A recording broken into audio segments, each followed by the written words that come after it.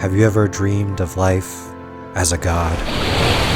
Dominion over civilization, commanding the fate of tiny, insignificant humans in a world of your own design. And you, a banana-colored sentinel, ever growing from their love and hate, with the power to bend nature to your will. Your choices alone help or hurt these innocent creatures. If cared for, they are capable of remarkable feats. But beware, disaster looms in the distance. This is the marvelously surreal world of Doshin the Giant.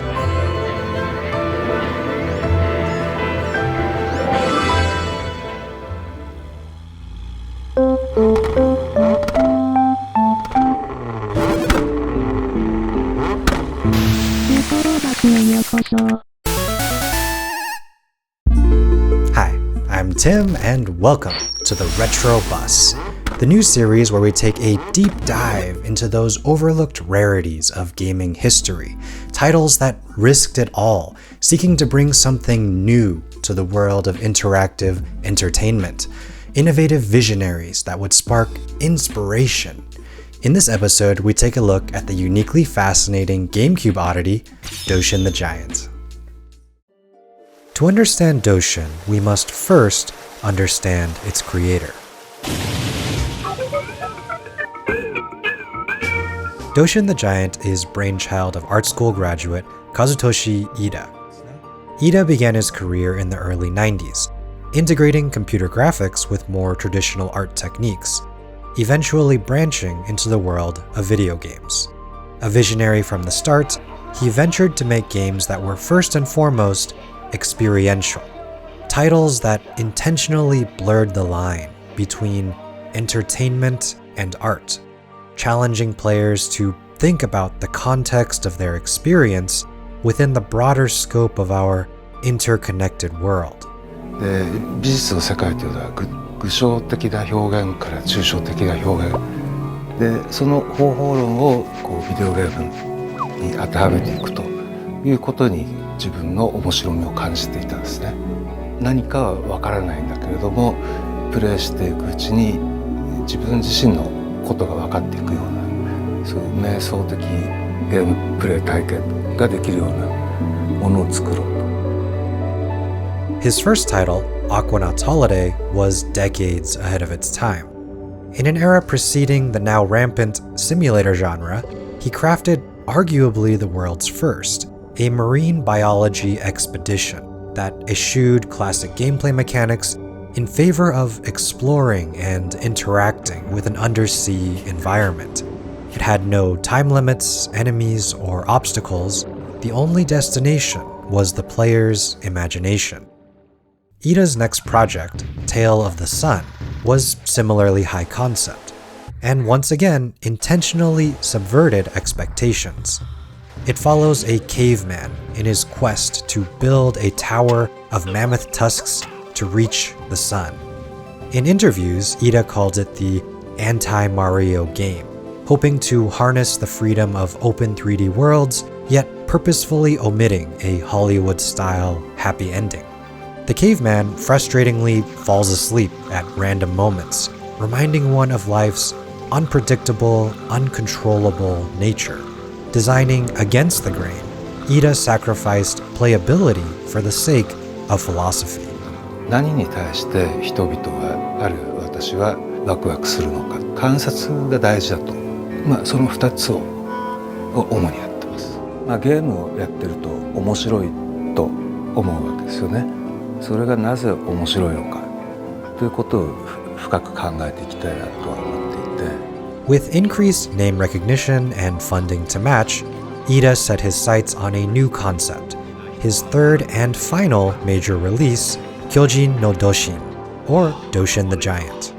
It was originally designed and developed for the 64 disk drive, the ill-fated N64 hardware add-on that never quite made it out of Japan. A few years later, Doshin was updated and re-released for GameCube in 2002, albeit exclusively for the Japanese and European markets. 最後のゲームということで、今まで感じていた要素というかやりたかったことを全部一緒にしようというつもりはありました。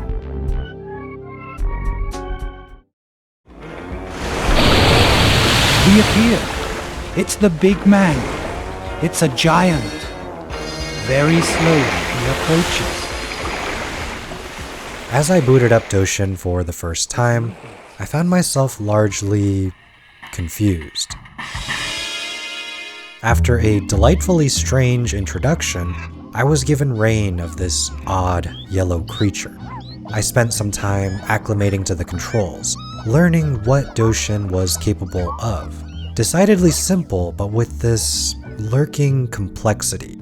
A mysterious islander named Sodoru offers counsel, slowly revealing the game's mechanics, And also use the magic power to lower the level of the ground. as well as offering prescient advice about his world and our own. It seems that sometimes there is new life in the treasure. The lazy human knows where the treasure is. He also foretold of a grim prophecy. That a great disaster will befall the island natives when they complete the final monument. Something inside tells me that this will come to pass. Once I settled in, I set my sights on helping these funny little creatures roaming about. I slowly and laboriously meandered around, relocating trees to their whims, helping them in the little ways I could. If I pleased them, my efforts were rewarded with a shower of love, growing Doshin in size. He became a little bigger.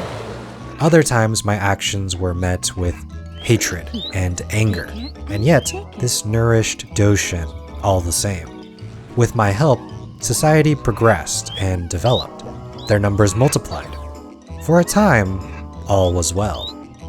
The settlers came together and built their first monument. It seems that a shabby monument has been built. A giant poo. A decidedly shabby affair. Sodoru informs me that this too, of course, is my fault. I failed to produce the special flower necessary to craft a real monument. This was not explained beforehand. Unperturbed, I ventured onward. Lo and behold, new culture. Green, yellow, and blue. But the day grew long and time fell short. Still so much to see, so much to tend to, and yet my time was done. The sun departs the island sky. The giant's body grows cold. The day draws to an end on the islands. Will the giant reappear tomorrow? As the sun sets, Doshin is rendered immovable. Relaxing tropical music accompanies a montage of scenes from around the island. A reflective and serene moment, quieting the chaos of the day. A chance for all to stop and rest.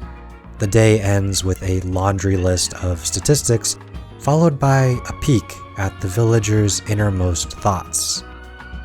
Ah, humanity. Predictably spiteful and ungrateful. Perhaps tomorrow I will do better. The giant's life force is intertwined with that of the blazing sun. With the dawn of each new day, the giant will be reborn. Each day I am born anew, small again, and each day alike brings new responsibilities. Hold on. Don't tumble. Slowly, I begin to better understand the human's needs. Beyond tree relocation, they have this strange fixation with land height. Up and down, up and down. An endless back and forth, an endless tug of war. Eventually, I understand that only I can discern what it is they truly need. Just like real humans, their capacity to understand their own desires is limited and fleeting. Ignorant. I ignore their pleas and simply level the ground. Once again, all is well. After much trial and error, finally, a new monument enters construction. Since my first failure, I've learned that combining trees together will produce the necessary sacred flower. A historic day, the completion of our island's first real monument, a giant stone pillar. Humanity's collective consciousness has expanded, and I too have gained a better understanding of my place in this world. It has become clear that my help will be necessary if these humans are to accomplish anything at all.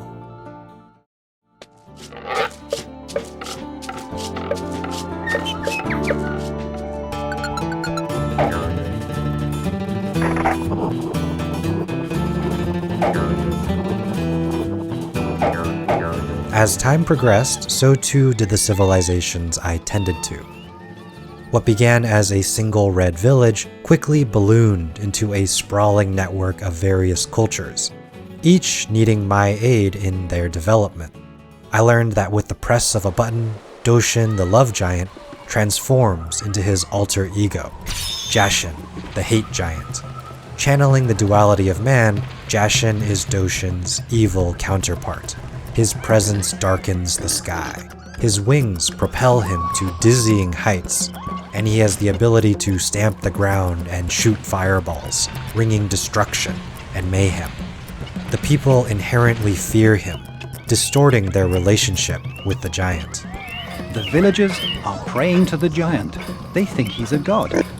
His abilities, however, prove to be extremely useful. As Jashin, I can traverse the island much more quickly, and have the tools to better deal with natural disasters and wayward structures. A flurry of requests, I roam all throughout the island, tending to each of the different inhabitants' demands. There are so many of them, and yet only one of me. The more I help, the larger I become, and yet also the more dangerous. Whoa! I realized too late, growth is a sin of its own. Despite its obvious advantages, it also results in more easily smashed buildings and crushed villagers. This garners their wrath, which in turn makes me grow larger still. Is this what they call suffering from success? Not only do existing villages need my attention, but I must also spend time cultivating the land for future settlements. Only Doshin has the ability to create new villages by bringing people of different colors together. No different from our own world, this was often the source of tension and divisiveness. Primitive digital racism, if you will. Other times, the intermingling was met with excitement and joy. The whims of these temperamental creatures are elusive and ever-changing, warm and welcoming, They remember him. as they are unpredictable and unforgiving. Day in, day out, all of my time is spent tending to their incessant prayers, only to be met with ungrateful indifference. No matter how much good I do, one small misstep results in a barrage of hostility. Why should I cater to petulant creatures so quick to judge me for my benevolence? I grew arrogant, spiteful. I threw tantrums, destroyed buildings, ignored their pleas, left to spend time alone, cultivating mass. And then it happened. Alert. Disaster. A devastating cyclone appears on the horizon, approaching the village at an unrelenting pace. Try as I might, I could do nothing to stop it. It ravaged the landscape, destroyed structures, snuffed out lives. So much was lost, and I was sorry. Though Doshin remained unscathed, the villagers were not so fortunate. It was my hubris that led to their downfall. My lack of preparation and planning, much of their city was reduced to ruin. And yet, they continued on. They cried up to the heavens, beckoning for my help. The least I could do was oblige. Immediately, they began rebuilding. An invaluable lesson, the indomitable spirit that is humanity. I was humbled.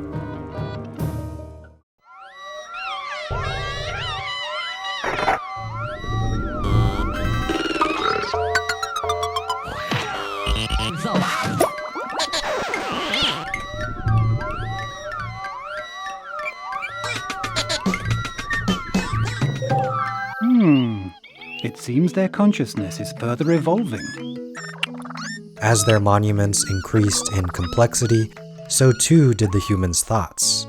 Comments and complaints became more nuanced and introspective, now worried about their place in this world and who I, as Doshin, am in relation to them. In turn, I too found my perspective of them changing. Instead of seeing them as stupid, naive polygons, I began to view them more akin to family, as if they were my own children, needing help and guidance just as any one of us. Simplistic as their programming may be, I found a unifying truth behind our interactions. We are all but simple beings, just trying our best. We may not know what comes next, but we continue anyway, in the hopes of a brighter tomorrow. From their perspective, I am a strange giant, a powerful deity who bends and alters the planet as I see fit. Anger me and I may destroy it all. To me, human lives are short, small, insignificant. Their perspective is cast on a smaller scale. They harbor concern only for their families, their tribe, their village, but I exist on a higher plane. To them, my motivations are incomprehensible, my perspective as distant as the sun in the sky. To them, life is building, singing, dancing, balancing on a bright red ball. To me, all are but interconnected pieces of this mysterious, larger whole. My mission to build and mold this world for some end, and yet, what end is there? What is my pursuit? Why am I compelled to toil away on this digital island, aiding these tiny imaginary beings, no smarter than a rudimentary AI framework constrained by the hardware limitations of an early 2000s video game console? Why am I so compelled to help these quote-unquote people? How is it that these otherwise insignificant, anthropomorphized ones and zeros have transcended their digital prison, permeating into my own everyday waking life? Why is it that an old, forgotten Gamecube game about a Chiquita-colored minor god has me contemplating my place in this universe, my supposed volition, humanity's intrinsic desire to shape the world to our will? At the press of a button, I can destroy their livelihood, wreck everything they hold dear, and yet, even if I did, they would relentlessly rebuild and keep going. Undoubtedly, we can chalk that up to early 3D game design. They will never stop rebuilding because that is their literal programming. But can we not say the same of us? At first, it was easy to see these humans as simple, rudimentary creatures, bound by the small patches of land they inhabit, caged by the impulses of an otherworldly, actual human-controlled Goliath. They build structures and shout up at the heavens, professing their desires and rage to an obtuse lemon titan. And yet, it reaches me, here, in the real world. Just as I control Doshin to influence their universe, so too in return do their simple thoughts influence mine. Without warning, everything coalesces into this stunningly profound experience.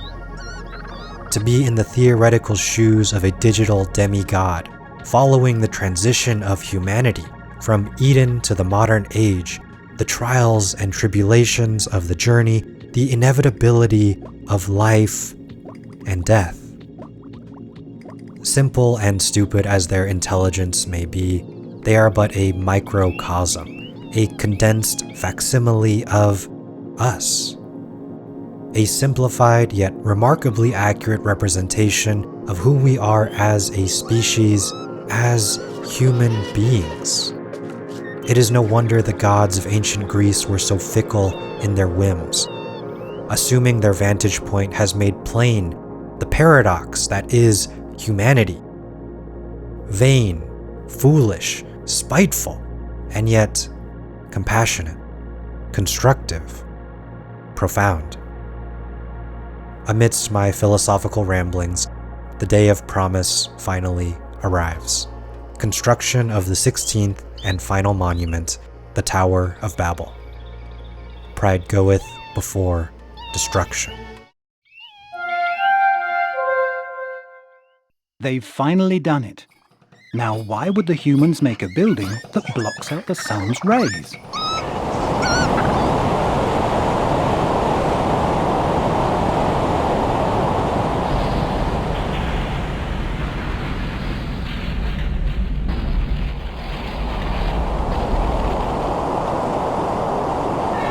The island sinks. I'm embraced by soft and bottomless darkness. In this darkness, I will sleep. My consciousness is getting thinner. In time, I will no longer be able even to spin my words. Is this the meaning of death, or is it the start of reincarnation?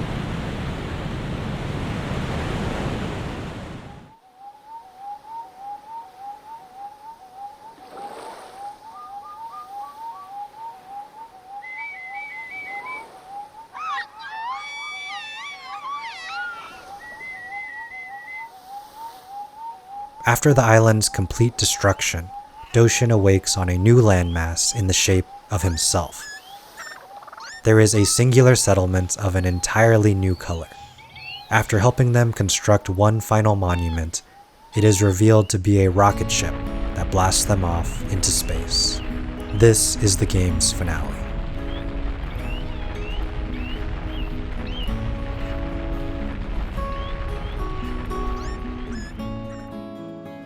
人間とは何かと。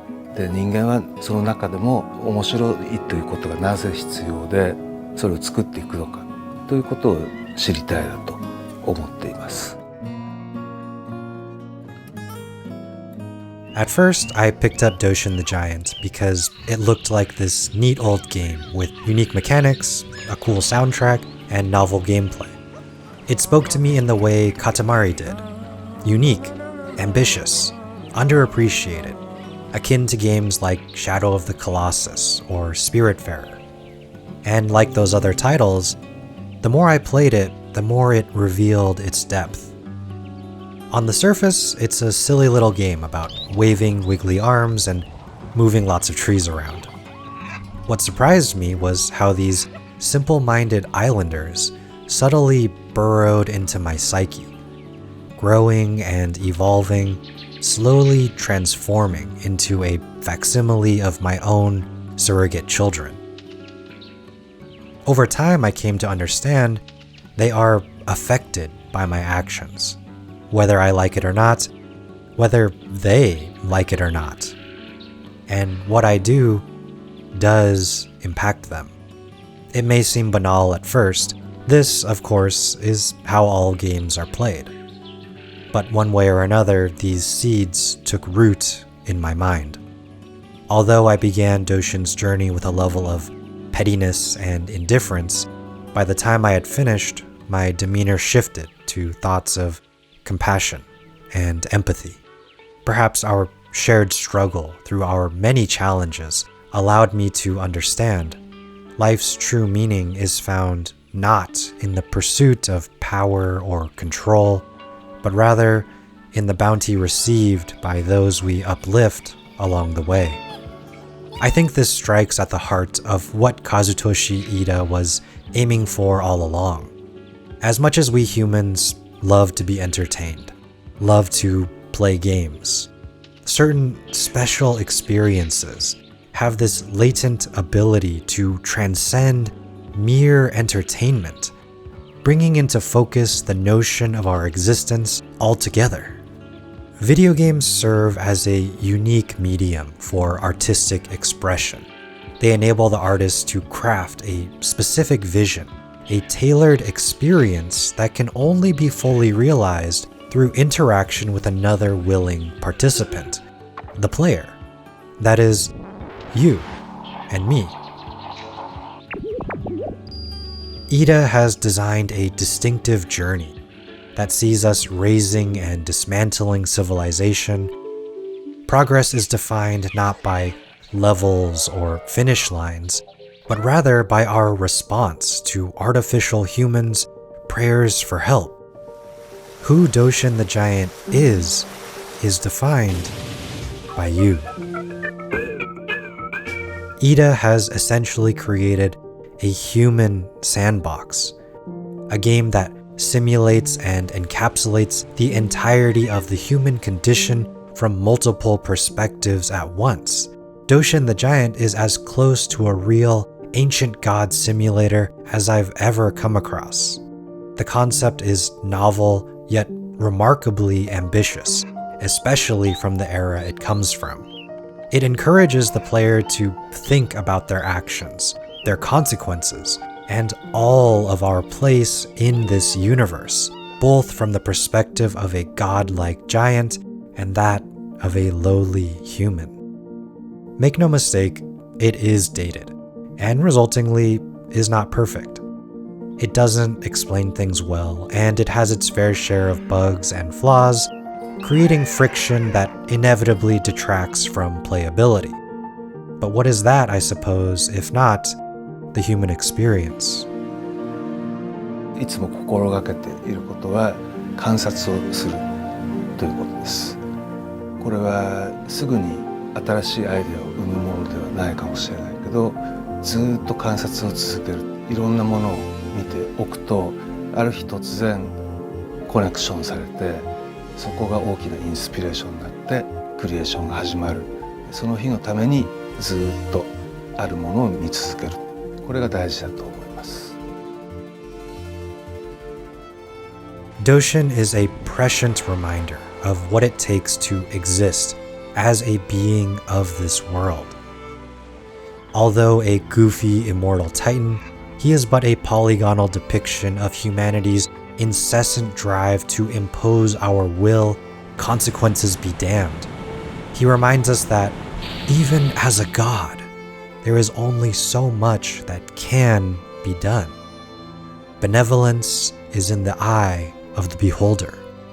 Intention itself is not enough. Ambition and hubris are but fragile building blocks that inevitably lead to collapse. A prudent reminder of the limitations of our collective ego.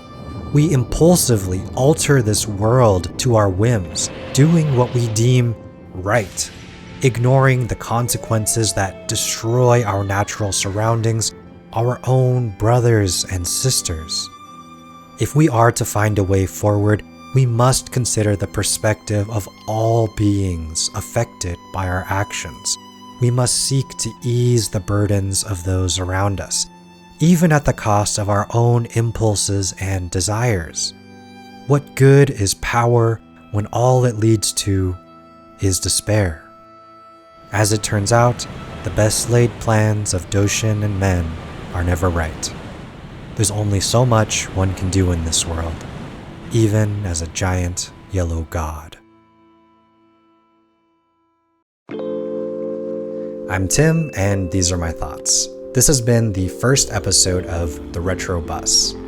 Doshin the Giant is a wildly unique game with so much to offer in an understated package. I find it a bit unfortunate that it was never properly localized for the American audience, but My hope is that this video will serve as an introduction of its philosophy to more players out there who never had the chance to experience it for themselves. Katuzoshi Iida may not be well known in the modern video game conversation, but he was a true visionary and a remarkable artist that created some one-of-a-kind gaming experiences that influenced the landscape of gaming for years to come. He now teaches as a professor in the video department at Ritsumeikan University in Kyoto. I was deeply inspired by his work, and honestly, I think that's what he set out to do all along. Like he said, observation leads to inspiration, and inspiration leads to creation. A positive feedback loop that just might save us from ourselves. If you enjoyed my pursuit for meaning in obscure pieces of media like this, then please consider supporting me on my brand new Patreon page. I'll explain all about that in my next video, but for now, everything you need to know can be found on that page. Thank you for your consideration and support. And for more Tim Thoughts like these, be sure to check out my Instagram and drop by the Discord to say hi. But as always, thank you so much for watching, and I'll catch you in the next one.